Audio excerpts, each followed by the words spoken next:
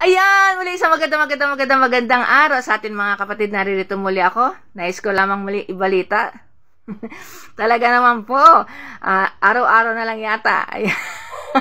Nakakadala na po mag-upload. Hindi po, ayan. So, nagkaroon po ako ng violation, doon sa in-upload kong video kahapon, So, galing po kasi yung music na to sa ibang platform, So, hindi ko po alam na mababiolate muli ako, Nagkaroon po ako ng copyright match sa videong ito. So, kagaya po ng nauna kong content, yung proseso kung paano ito i-delete ay tuturo ko muli ngayon, So, para din po sa mga content creator na talaga naman na nagkakaroon ng mga ganitong violation.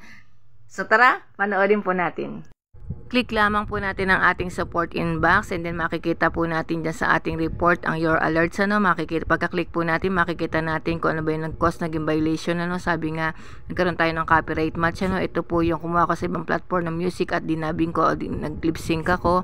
So, click natin ang details and then yan na po ang lalabas, Sabi nga po dyan, there are changes to your video because it may contain music owned by someone else. The following action were applied to your video because it may contain 1 minute and 10 seconds of audio they own, So, talaga namang sabi nga may nagmamay-ari ng music na aking kinuha, So, nagkaroon talaga tayo ng copyright match music, So, click lamang natin ang continue para sa susunod nating proseso, After nating ma-click ang continue, ay ganyan na po ang lalabas. So, click lamang po muli natin ang continue. After natin maklik ang continue, ay ganito naman po ang lalabas. So, sa bandang baba, meron din po ulit. Click po natin ang continue. Then, after that, click po natin ang remove video. After natin maklik yung remove video, ay click po natin ang continue and then delete video, So, yan. Kapag po na-delete na natin yung video, ay i-close na po natin yan.